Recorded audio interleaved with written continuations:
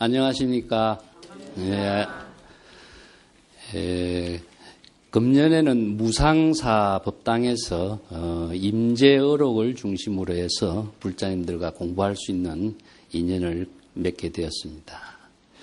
지금까지 경전 공부는 제 방에 여러 스님들 모시고 또 무상사에서도 많이 하고 있다고 생각합니다. 저도 몇 년 전에 육조단경으로 또 선학특강으로 여러분들하고 같이 또 공부할 수 있는 시간을 가졌습니다만은 이번에는 임재의록을 가지고 공부할 수 있도록 한번 해보겠습니다. 육조단경도 의록은 의록입니다만은 육조단경하고 임재의록하고는 조금 차원이 다릅니다. 그렇기 때문에 임재의록을 공부하기 위해서는 기본적으로 필요한 불교의 경전 공부, 불교 경전에서 설하고 있는 부처님의 말씀의 근본 정신, 또 언어로서 표현되고 있는 정신을 우리가 정확하게 좀 이해를 하고 의록을 공부해야 된다고 저는 항상 주장하고 있습니다. 특히 임재의록 같은 경우에는 임재 이전에는 그런 언어를 사용하지 않았다는 점입니다. 경전의 언어라든가 육조단경의 언어라든가 이런 언어를 가지고 임재는 법문을 하지 않고 임재 독자적인 안목으로 경전의 사상을 자기 자신의 언어로 완전히 바꾸어서 자신만이 독창적인 언어로서 법문을 하고 있는 것이 임재의록을 중심으로 해서 펼쳐진 중국 선성들의 의록의 법문이라고 할 수 있습니다. 그래서 자칫 잘못 이해를 하면은 경전에서 주장하고 있는 여러 가지 부처님의 말씀하고 의록에서 주장하고 있는 선성들의 말씀이 언어적인 이해를 불법 사상으로 하지 않고 단순하게 언어로 접근하다 보니까 내용을 잘못 이해하는 사람이 상당히 많고 또 불법 사상하고 전혀 관계없이 선이라고 하는 것이 이루어졌다, 선의 법문이 이루어진 것처럼 생각해버리는 이런 착각을 가진 사람들도 상당히 많게 되어 있습니다. 저는 임재의록을 바르게 이해하기 위해서는 우선 근본적으로 선행되어야 될 기초 공부가 의록 공부의 기초가 경전이라는 점을 항상 강조를 하고 있습니다. 경전 공부가 기초가 되지 않고 불법의 사상을 이해를 하지 않고서는 의록 공부를 할 수가 없게 되어 있습니다. 우선 역사적으로 그 점을 제가 한번 정리를 해보겠습니다. 불교의 역사를 통해서 원시불교, 부파불교, 대성불교 내지도 중국불교 이런 형태로 이루어졌거든요. 그런데 중국 불교에서 초기에는 경전을 공부하는 논설을 만드는 불교 철학자들이 많이 나왔습니다. 이 경전을 중심으로 해서 불교 사상을 이해하기 위해서 자신들이 이해한 불법을 가지고 해석을 하고 주석을 하면서 많은 사람들에게 불법의 근본 정신을 가르치기 위해서 쓴 책들이 논설이라고 할 수 있습니다. 그래서 이제 부처님의 말씀을 우리가 경이라고 하죠. 그 다음에 경전의 주석을, 경전의 내용을 해설한 것을 무엇이냐면 논이라고 합니다. 그러면 의록은 어떤 관계냐 하는 것을 한번 우리가 역사적으로 좀 이해할 필요가 있습니다. 전에도 가끔 제가 설명을 드렸습니다만은 대성불교 경전을 우리가 대표적으로 했을 적에 한 6가지 내지 7가지가 불교의 다양한 사상을 종합하고 있는 법문의 기록을 대성불교 경전에서 정리를 하고 있습니다. 첫 번째는 반야경전이죠. 반야경전으로서 한국 불교에서도 소위 경전으로 가장 많이 알려지고 있는 것이 금강경입니다. 구마라접이 번역한 이후부터 중국 불교에는 반야 사상을 중심으로 해서 반야바라밀, 여러분들 우리가 많이 애우고 있는 반야심경도 이 반야경전의 사상의 핵심을 모아놓은 것이죠. 그래서 반야의 경전을 토대로 해서 반야의 지혜를 체득하게 하는 법문이다. 이 반야의 지혜가 불교 사상에서 가장 핵심을 두고 있습니다. 그 반야 사상을 중심으로 해서 대승불교가 인도의 종교 개혁의 의미로서 발전되면서 법화경이 또 만들어지고, 다음에 화엄경이 만들어지고, 그 다음에 정토의 경전이 만들어져. 정토 삼부경이라고 하는 경이 아미타경이라든가 무량수경, 관무량수경 이렇게 세 가지 경전을 정토 삼부경이라고. 그래서 화엄경하고 정토 삼부경은 깨달음의 경지, 아미타 부처님이라든가 비로자나 부처님이라고 하는 것은 깨달음의 법신불의 의미를 두고 있습니다. 그래서 법신불을 이해하기도 상당히 어려운 용어지만은 이런 불교의 기본 사상을 토대로 하지 않고서는 어록 공부를 할 수가 없기 때문에 요점만 설명하겠습니다. 그 다음에 유식 철학을 또 제공하고 있는 경전이 만들어져요. 여러분들 여기 해신밀경 강의 들으셨죠? 이게 유식 철학의 경전이고, 다음에 하나 마지막으로 발전돼서 엮어진 책이 열반경입니다. 이런 경전에 군이 형성되어 있어요. 그래서 첫째 반야 사상, 이것은 법신불의 세계로서의 깨달음의 경지에 부처님의 설법을 중심으로 엮은 것이 화엄경과 정토삼부경. 그 다음에 법화경은 화신불을 중심으로 해서 서가모니 부처님이 화신불 중심으로 해서 사바세계의 중생을 구제하는 원력의 위대한 경전을 설해놓은 것이 법화경입니다. 그래서 우리가 나라에는 화엄경을 많이 중요시 여기고 있습니다만은 대승불교의 꽃이라고 할 수 있는 경전은 법화경입니다. 법화라고 하는 것은 깨달음의 꽃을 이루죠. 그래서 우리가 연꽃을 법화경이라고 합니다.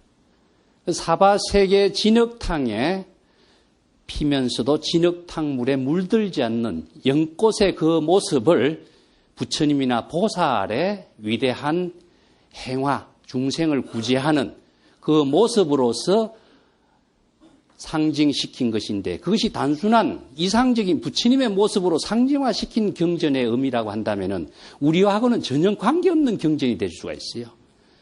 그래서 우리가 이 자리에서 법화를 이룰 수 있는 법문이 무엇이냐 하면은 불법을 바로 알아야 우리 각자가 스스로 깨달음의 지혜로운 꽃을 피우고 부처와 보살로서의 위대한 삶을 연꽃을 피우는 것처럼 사바세계에서 살 수가 있도록 해주는 것. 이것이 바로 법화의 정신이기 때문에 부처님이 서가모니 부처님이 사바세계에 출연해서 수없이 많은 중생을 구제하는 위대한 원력의 경전이 이 법화경에 다 이루어져 있습니다.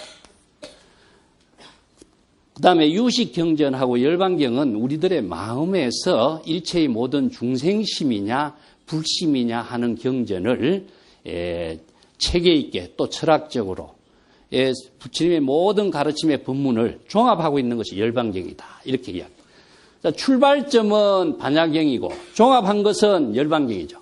그래서 이 사상 체계를 골격을 나눈다면은 열반경은 우리들의 불성을 이야기하는 것이고, 반야경은 불성의 지혜가 작용할 수 있고 부처의 깨달음의 법문을 내 자신이 불보살의 지혜와 자비로서 구현할 수 있는 법화의 꽃을 피울 수 있게 해서 지혜가 부족해요.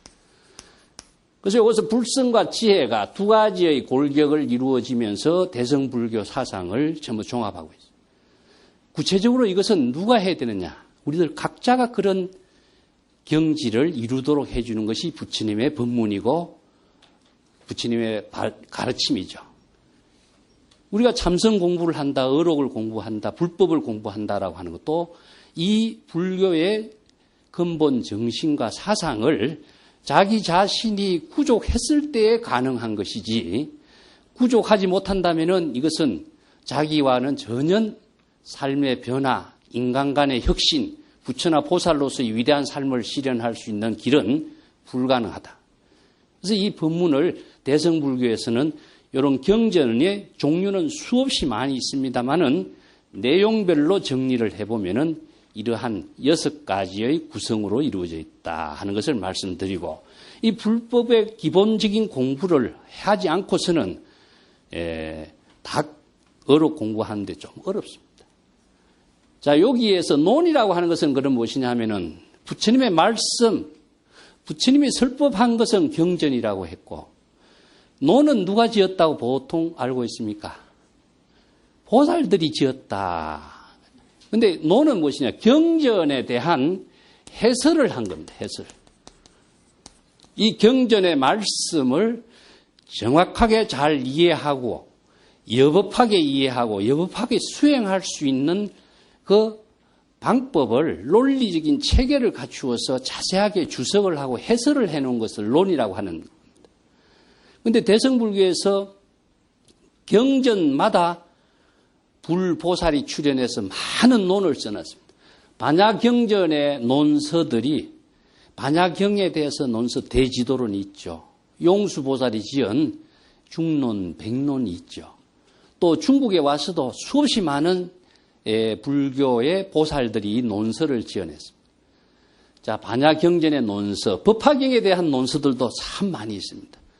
중국에 와서 특히 천태지라든가 이런 위대한 불교인들이 법화경에 대한 주석서를 써서 법화현이라든가 법화문구라든가 법화경을 중심으로 해서 마하지관이라든가 이런 대성불교의 모든 실천체계를 정리해 놓은 논서들이 많이 출연했습니다.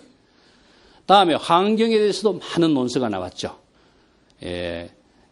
우리나라의 원효도 화엄에 하던 많은 연구를 했고, 중국의 현수법장이라든가 또 진관이라든가 이런 많은 사람들이 화엄에 대한 논서를 써서 화엄 사상의 본질을 우리나라 강원에서도 지금 주로 많이 읽는 책이 화엄경을 읽지만은 진관의 화엄경 주석서를 중심으로 해서 공부를 하고 있는 전통이 아직까지도 연결되고 있습니다.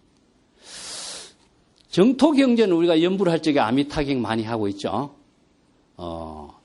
근데 우리나라에서 많이 안 읽고 있는 경전이 무엇이냐? 이 법화경하고 열반경입니다. 그래서 저는 안타깝게 생각하는데 법화경은 대성불교의 가장 위대한 경전이다. 열반경은 부처님의 모든 설법을 전부 다 종합했다. 부처님이 열반하시면서 반야사상으로 출발되고 있는 모든 부처님의 법문을 전체를 종합해서 열반경, 입적하시기 전에 설법한 의미로서 열반경을 만들어놨어요. 그래서 대성불교의 전체의 골격은 이렇게 다양한 경전이 나오게 된 것은 다양한 부처님이 출연했다는 독자적인 안목으로서 다양한 불법의 세계를 제시해주고 있는 의미는 일체 중생을 구제한다는 원대한 원력에 의해서 이루어져 있습니다. 그래서 대성불교는 원력의 종교다. 그 원력이란 말을 제가 강조하는 이유가 원력이 없으면은 자기 자신이 위대한 부처로서 보살도로서 실현할 수 있는 힘이 작용할 수가 없습니다. 부처가 되고 보살이 되는 것은 불법을 알아야 되는 것은 당연한 것이고 원력은 불법을 실행할 수 있는 에너지다. 아무리 불법을 잘 알고 있어도 법이라고 하는 것은 무엇이냐면 자기가 마음 쓰는 것을 어떻게 하는가, 지혜를 어떻게 펼칠 것인가, 또 어떤 방향으로 어떠한 방법으로 내 자신의 위대한 삶을 부처나 보살로서 건설할 것인가, 건립할 것인가 하는 그 지혜라고 할 수 있다면 이 지혜를 추진할 수 있는 힘은 뭐겠어요? 원력이라는 겁니다. 원력이 없으면 아무리 이 사람이 불법을 지혜를 많이 알고 있고 지식을 많이 알고 있어도 단순한 지식으로서의 자기 삶이 죽어버리지 지혜로서 살릴 수 있는 힘은 원력의 힘이 있어야 된다. 이 때문에 불교의 모든 출발점은 원력입니다. 원력이 없으면 불가능하기 때문에 이 힘을 작용하게 한 거예요. 예를 들어서 모든 경전이 그 구성체제를 통해서 불법의 가르침을 설해주고 있습니다. 예를 들어서 금강경 여러분 많이 공부하셨으니까 알죠? 자, 금강경의 첫 번째가 무엇입니까? 보리심이죠. 어떻게 보리심, 발 안욕따라 삼약 삼보리심. 보리심을 어떻게 이룰 것인가? 이 보리심이 무엇이냐? 발심입니다. 발심. 이 발심이 다름 말라 하는데 원력의 힘이죠. 원력의 힘에 의해서 작용하는 것을 발심이라고 하요. 이것을 우리가 불교에서는 신심이라고 합니다. 자, 여기서 발심, 보리심, 안욕따라 삼약 삼보리심 전부 똑같은 말입니다. 근데 신심이 없으면은 아무리 좋은 가르침이 있더라도 거기에 대해서 우리가 자기 자신이 그렇게 될 수 있는 힘을 발휘할 수가 없어요. 그래서 원력의 힘, 신심의 힘은 내 자신이 위대한 삶을, 부처나 보살도의 삶을 실현할 수 있는 에너지를 발휘할 수 있도록 하는 힘이 되는 겁니다. 그러면 두 번째는 무엇이냐? 법입니다. 어떻게 우리 마음을 주해야 될 것인가? 주한다라고 하는 것은 응운하주라 그런 말을 쓰는데 무주심이죠. 어떻게 마음을 주해야 될 건가? 그것은 무주심으로 마음의 작용을 펼칠 수 있어야 된다. 무주심은 무엇이냐 하면은 반야의 지혜로서 일체의 경계에 마음 안이나 마음 밖이나 어떤 대상 경계에도 무예자재한 반야의 지혜로 작용할 수 있는 힘이 무주심이라고 할 수 있어요. 금강경에 유명한 말이 있죠. 응무소주이생기심. 언제 어디서라도 마음이 걸리지 않고 머무르지 않고 자유자재하게 마음을 쓰라 하는데 마음을 작용하게 하는 것인데 그냥 작용하게 한다고 우리가 보살행을 할 수 있느냐? 그러면 중생심을 작용한다고 해서 보살행이 될 수가 있겠느냐? 불가능하죠. 그래서 마음을 쓰는데 어떻게 쓰느냐 하는 것은 여기 법이라고 하는 것이 뒷받침돼야 돼. 법으로 뒷받침되는 거하고 여기서는 발심하고 발심을 어떻게 실행할 것이냐 하는 것은 법이 뒷받침돼야 돼. 법이라고 하는 것은 내가 어느 방향으로 어떠한 방법으로 내가 이 발심의 마음을 써야 될 것인가 하는 것이 분명하게 제시되고 있어요. 그래서 불교는 일심의 법이고 심법이고 또 진여삼매의 법이고 진여의 반야의 지혜를 작용하는 법인데 이 법을 배우기 위해서 우리가 불법을 공부하는 겁니다. 자, 발심은 이 법을 지혜로 작용할 수 있는 힘인 것이고 이 법은 어느 방향으로 어떤 방법으로 내가 부처나 보살도의 삶을 지혜로 작용할 수 있는 길을 제시해 주는, 이정표를 제시해 주는 것이고 숲속에 빠진 사람이 그 숲에서 잘 벗어날 수 있도록 방향을 제시해 주고 이정표를 제시해 주고 지도와 같은 거예요. 그리고 세 번째는 무엇이냐면 무상이다. 자, 이게 무주심의 마음 작용, 반야의 지혜 작용을 자유자재로 하기 위해서는 무상의 법을 깨달아서 실행할 수 있는 능력을 갖추어야 돼. 마음씀이 어느 경계의 대상의 의식의 대상을 갖고 있으면은 자기가 마음씀이 자유자재하게 할 수가 없겠죠. 그래서 금강경에서는 이 세 가지 골격을 기본 과제로 제시해주고 있는데 무상의 실천을 위해서 무엇이 구체적인 실천 덕목을 제시한 것이 뭡니까? 아상, 인상, 중생상, 수자상을 비워라. 그래서 이 네 가지 아상, 인상은 자의식입니다. 자기 존재에 대한 의식, 또 자기의 존재에 대한 생명력, 그 어떤 자기는 영원히 죽지 않는다는 어떤 집착심, 무상의 도리를 알지 못하고 불법의 진실을 알지 못하고 임의대로 중생심으로 이러쿵 저러쿵 자기가 판단해버리니까 자기가 바른 지혜로 법을 쓸 수 있는 능력이 안 되죠. 그래서 참선 공부는 무엇이냐? 궁극적으로 마음 쓰는 공부다. 마음을 어떻게 써야 될 것인가? 이 법으로 쓸 수 있도록 하는 것을 참선 공부라고 해요. 이게 법을 모르고 경전의 기본 가르침을 모르고 우리가 참선 공부를 제대로 할 수 있느냐? 금강경 하나만 이렇게 제가 예를 들어 놨습니다만은 모든 대성불교의 경전은 전부 다 발심에서부터 시작해서 이 발심을 반야의 지혜로 어떻게 작용할 수 있을 것인가, 어떻게 실행해야 될 것인가 하는 가르침의 법문을 다양하게 제시해 놓은 것이 불법의 가르침이다. 경전은 경전대로, 그러면 어록은 어록대로, 논서는 논서대로 모두 다 이 법을 중심으로 해서 다양한 방향의 다양한 중생에게 다양한 법문을 펼쳐지고 있는 것이기 때문에 부처님의 법문을 전체적으로 우리가 84,000 법문이라고 이야기하죠. 84,000 법문이라고 하는 것은 무궁무진하게 많다라고 하는 것인데 왜 이렇게 많은 법문을 다양한 부처님이 출연해서 다양한 법문을 하게 됐느냐 하면은 여기에서 인도 불교와 대성불교의 인도의 대성불교와 중국의 불교의 차이점이 나타나요. 모든 법문은 일체 중생을 구제하는 원력이다. 일체 중생을 구제하는 원력을 세웠기 때문에 이 원력은 누가? 부처나 보살이 모두 다 우리가 일체 중생을 구제하는 원력을 세워. 여러분들 천수경에 사홍서원을 우리가 하고 있죠. 사홍서원이 뭡니까? 중생이 한이 없지만은 다 제도하고 구제하는 원력을 세우고 있죠. 법문이 한이 없지만은 다 그것을 배워서 자기 자신의 지혜로 쓸 수 있는 능력을 갖추도록 하는 원력을 또 세우고 있죠. 사홍서원이 원력의 종합적인 내용을 종합했다. 이렇게 이야기할 수가 있어요. 일체 중생이라는 것은 어디에 있느냐? 시방 3세를 중심으로 하고 있다. 그러면 시방이라고 하는 것은 불교의 세계관에서 시방 3세란 말은 항상 따라다니는 말이에요. 이것은 공간적인 입장을 시방이라고 하고 3세라고 하는 것은 시간적인 입장을 말합니다.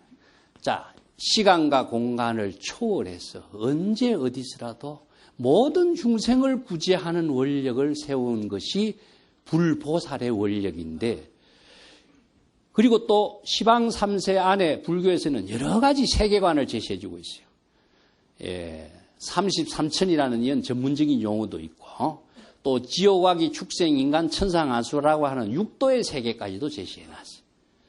이게 육도의 모든 중생, 윤회하는 중생을 구제하기 위해서는 한 가지 법문 가지고는 안 되겠죠. 그렇게 하기 위해서는 수없이 많은 법문이 필요해요. 그래서 부처님의 경전의 법문은 모든 중생을 구제하는 원대한 원력의 법문들이기 때문에 무궁무진하게 많습니다. 그래서 부처가 되고 보살이 되려면은 내 앞에 보이는 사람들을 위해서만이 중생 구제하는 원력을 세운다면은 조금 공부해도 되겠지만은 일체의 모든 중생, 시방 3세, 육도 윤회하는 중생을 다 구제하려면은 부처님의 법문을 다 이해를 하고 자기 자신으로서 바르게 방향을 제시해 줄 수 있는 안목, 지혜를 구족해야 되겠죠. 그 지혜를 구족하려면 뭐가 뒷받침되느냐? 불법이 뒷받침돼야 돼. 이 불법을 자기의 지혜로 쓸 수 있는 능력을 갖추지 못하면은 안목이 없어서 바른 구제의 방향을 제시해 줄 수 없기 때문에 중생을 또 더 나쁜 중생의 길로 안내해 주는 선지식이 될 수가 있어요. 그리고 아까도 이야기했지만 바른 법을 쓸 수 있는 힘은 어디에서 나오느냐? 원력에서 나온다. 그래서 원력과 불법을 함께 바르게 배우고 바르게 실행할 수 있도록 하기 위해서 제시한 것이 불보살의 위대한 가르침이기 때문에 이것을 불법이라고 이야기합니다.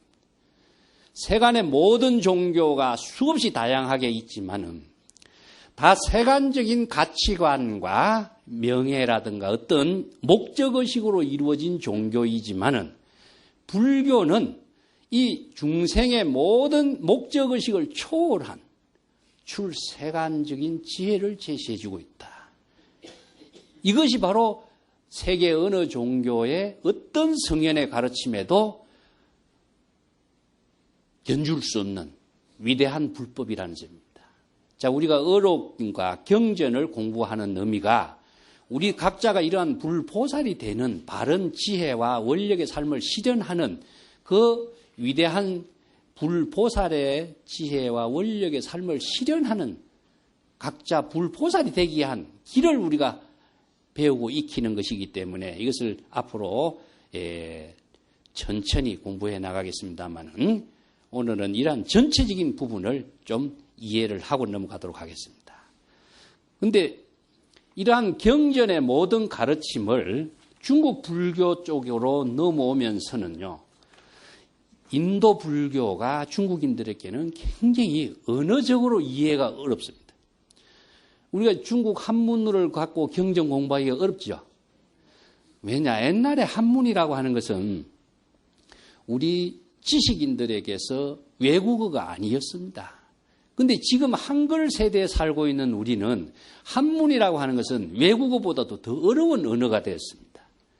이와 마찬가지로 언어라고 하는 것은 인간의 모든 지혜와 문화생활을 해나가는 의미를 전달하고 의사를 전달하고 자기의 삶을 함께 나눌 수 있고 사유하고 자기의 사상을 만들어가는 모든 도구인데 이 언어가 정리가 안 되고 언어가 이해를 안 되니까 자기가 바른 지혜, 바른 사상을 이해도 할 수 없고 그런 사유도 할 수 없고 그렇게 자신의 위대한 원력의 삶을 실행할 수 있는 에너지를 만들어내는 힘이 없어져 버려요.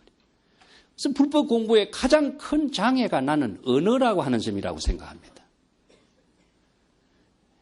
저는 그래서 한자로 된 어록을 제 나름대로 번역을 해서 우리 언어로서 이해하고 우리 언어로서 사유하고 우리 언어로서 실천 수행할 수 있는 힘을 만드는 공부를 하기 위해서는 정확한 언어를 이해하는 쪽으로부터 우리가 같이 어록을 이해하는 강의를 해보려고 그래요.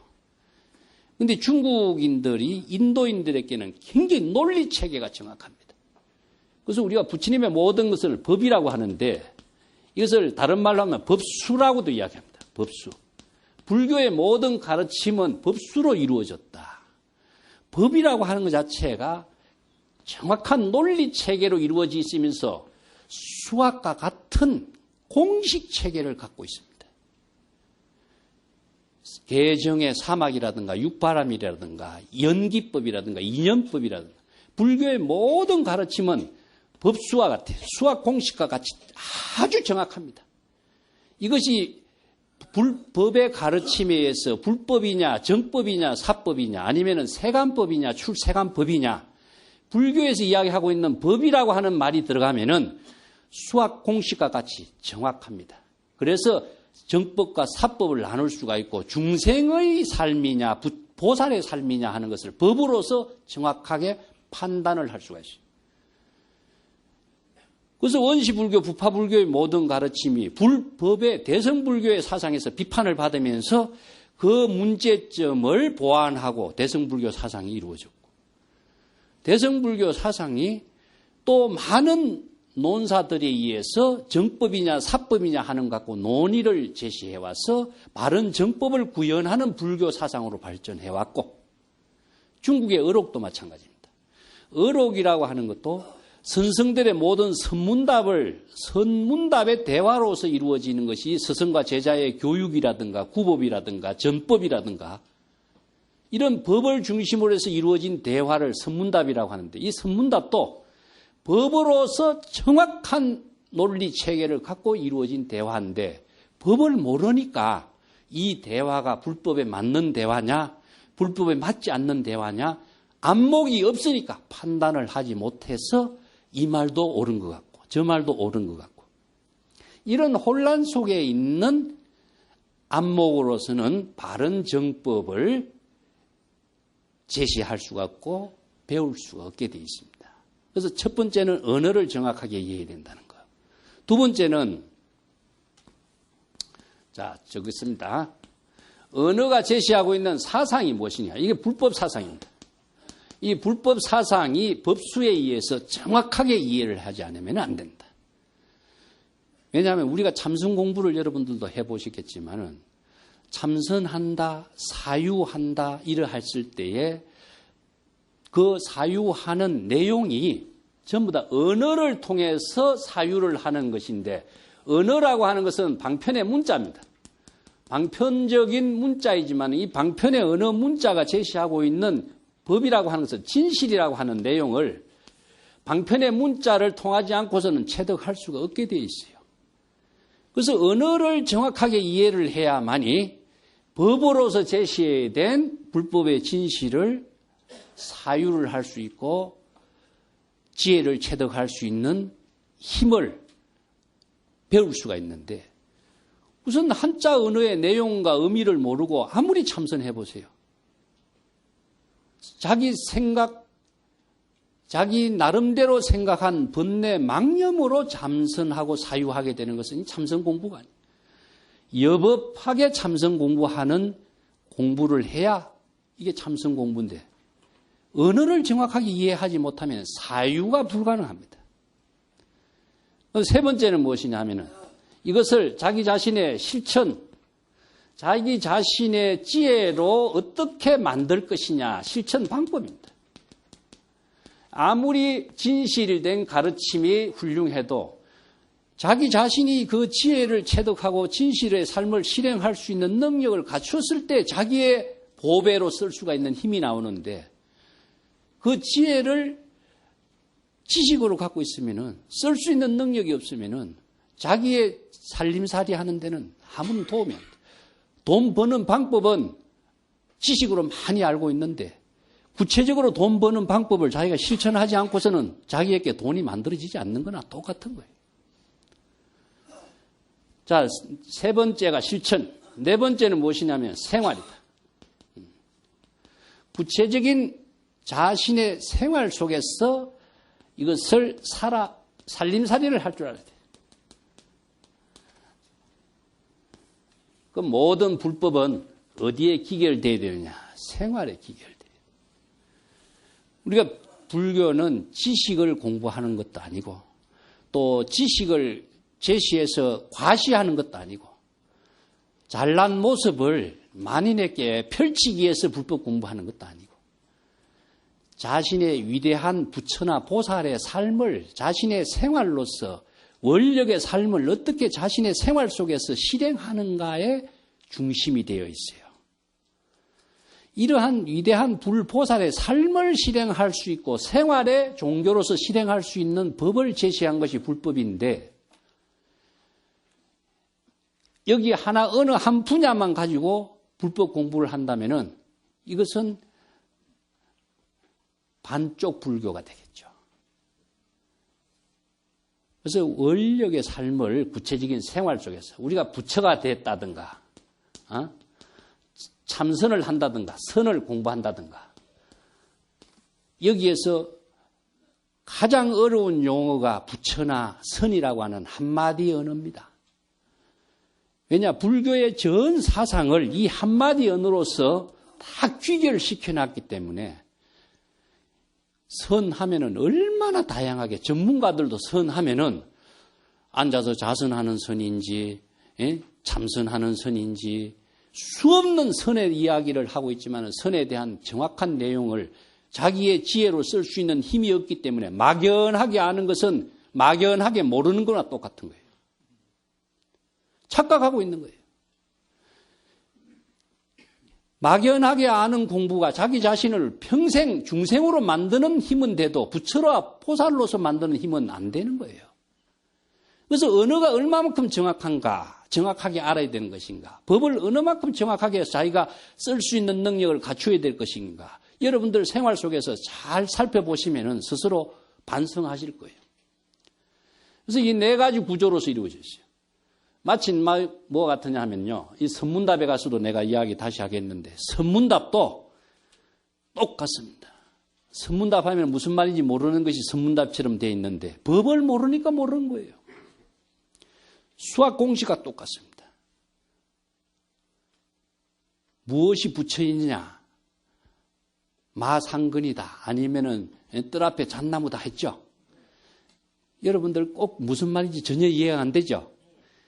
이것을 이제 법을 알고 법을 쓸 수 있는 지혜로 우리가 배우기 위해서 선을 배우는 겁니다.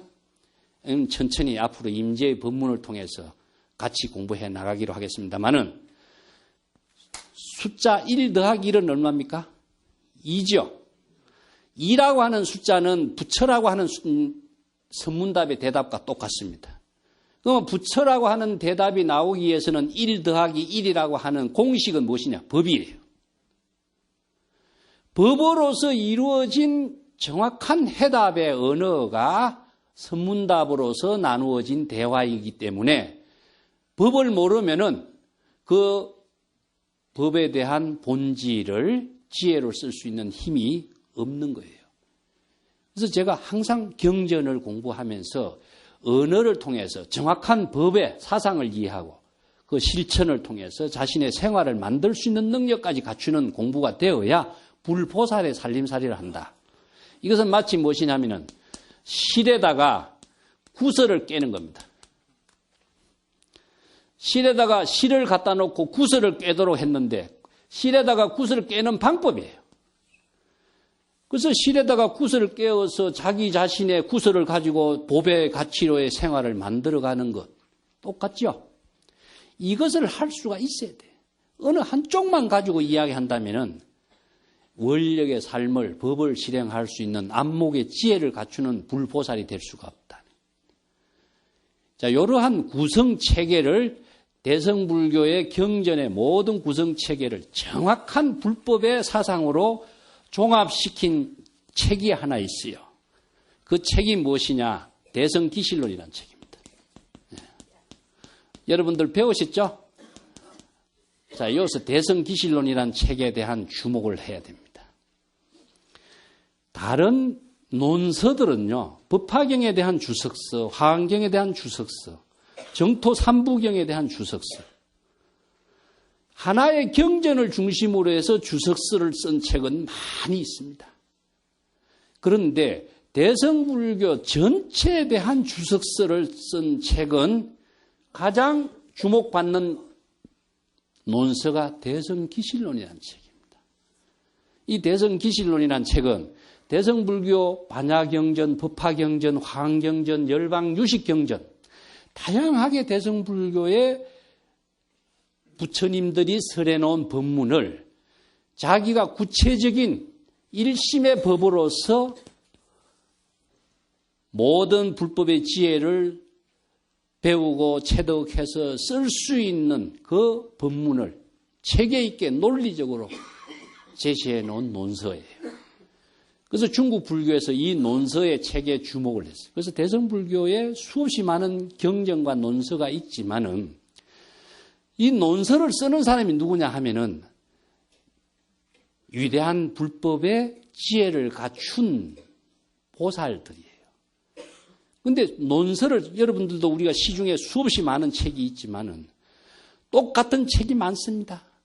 금강경 책이 그 100여 권 이상 될 거예요. 그렇지만 그 금강경 책마다 전부 다 쓰는 사람의 자신의 안목으로 써냈기 때문에 다 내용이 달라. 해석이 또 달라. 나도 금강경을 많이 읽어봤지만은 금강경을 정확하게 불법의 근본 정신을 바르게 이해하고 바르게 지혜를 체득할 수 있는 책은 참 드물어요. 이와 마찬가지로 수없이 많은 사람들이 어느 한 분야에 평생의 모든 힘을 다 동원해서 공부를 하지만은 바른 법을 바르게 쓸 수 있는 안목을 갖춘다는 것은 쉬운 일이 아니에요. 우리가 불교의 역사에서 위대한 불보살이 많이 출연했지만은 그러한 법문을 펼친 사람 정말 많지 않습니다. 중국 선성들이 수없이 많이 등장했지만은 임재와 같은 어느 한 시대에 불법을 펼칠 수 있는 위대한 선성들은 정말 드물어요. 왜 그런가? 불법을 공부하는 발심, 그 법을 체득한 지혜의 안목의 차이에 따라서 다르다는 것이죠. 그래서 훌륭한 선지식이 출연한다는 것은 정말 행복한 그 시대에 불법을 함께하는 인연을 맺어주는 것입니다. 그 기실론이라는 책에서는요, 우리의 일심의 작용을 모든 불법을 일심으로 귀결시켜. 그래서 법으로서 실행할 수 있는 방향을 체계적인 논리를 제시해주고 있습니다. 이걸 진여문이라고 하고 하나는 생멸문이라고 이렇게 표현했는데, 이것은 부처로서의 사는 길, 이것은 중생으로 사는 길, 이 두 가지의 구조를 제시해놨어요. 대성불교가 궁극적으로 다 정리해보면은 일심의 법입니다. 참선 공부의 핵심은 뭐죠? 마음 쓰는 공부라고 내가 자주 이야기했습니다. 마음을 닦는 공부, 마음을 얻는 공부, 마음 찾는 공부가 많은 사람들에게 바른 법을 제시해 주지 못해 왔어요. 왜냐? 찾으려고 하는 마음은 대상을 만드는 중생이 되고, 닦으려고 하는 마음은 마음이라고 하는 것을 대상으로 닦으려고 하니까 닦을 수가 있나요? 우리 마음은 본래 일심의 마음엔 본래 진여자성이 구족되어 있기 때문에 이 진여의 마음을 어떻게 써야 될 것인가 하는 것이 불법의 가르침이에요. 자, 이 쓰는 방법을 뭐라고 했습니까? 법이었습니다. 일심의 마음을 부처로서 쓰기 위해서는 법을 알아야 돼요. 그래서 법을 깨닫는 것을 우리가 대성불법의 위대한 대성기실론의 체계입니다. 법을 깨닫지 못하면 무엇이냐? 중생이 돼요. 여기서는 법이 없기 때문에 법이라고 하는 것을 다른 말로 한다면 질서라고 할 수 있어요. 정확하게 바른 질서로 여법하게 살 수 있는 것. 질서를 다른 말로 한다면 여법이란 말씀입니다. 여법이란 말을 대성불교 경전에서는 뭐라고 했냐면은 불이법문이라고 해요. 불이법문을 여여 이런 여러 가지 표현하죠. 열애란 말도 마찬가지입니다. 그 금강경에 여러분들 열애는 제법여의요 하는 말이 나옵니다. 열애란 제법이여의요. 모든 법이 같다. 모든 법과 같다는 뜻이다. 이런 뜻인데 모든 법과 같게 되는 것은 법에 의거했을 때에 부처가 되는 것을 금강경에서는 열애라고 한다. 그러면 이 법이 무엇이냐 하는 것이 이제 우리가 불법 공부를 하고 경전 공부해야 할 의미입니다. 그 법을 모르는 사람은 어떻게 되냐? 이것은 무엇이냐 하면은 무질서예요. 무질서는 중생이 돼. 그래서 중생은 신구의 삼업으로서 탐진치 삼독심으로서 오욕망에 의해서 항상 전부 다 업을 짓게 되니까 중생은 업을 지음으로 해서 생사에 윤회하는 중생이 되죠. 우리가 항상 중생은 대상 경계 사물에 집착하기 때문에 업을 짓고 살고 있다. 그래서 업을 짓는 중생은 전부 다 생사윤회를 하게 되기 때문에 이 생사의 고통을 해결하는 길은 무엇이냐? 바른 법을 통해서 생사윤회를 해탈하는 법을 제시한 것이 불법이고 그 법을 구체적으로 실행할 수 있도록 제시하는 것이 불법의 경전이고 어록인데 이 경전과 어록을 언어를 통해서 정확하게 이해를 하지 못하면은 자기가 부처나 보살이 될 수가 없죠. 그래서 이런 점들을 우리가 좀 유의 깊게 이해를 하고 공부해 나가도록 하겠습니다. 다음 시간부터는 어록 공부하고 또 제가 쓴 임재어록이라고 하는 번역된 책이 있습니다. 이 교재를 중심으로 해서 여러분들과 같이 임재어록의 본질적인 의미, 선문답의 내용, 어록이 어떻게 이루어졌는가 하는 것을 같이 공부할 수 있는 시간이 되도록 하겠습니다. 오늘 여기서 마치겠습니다. 감사합니다.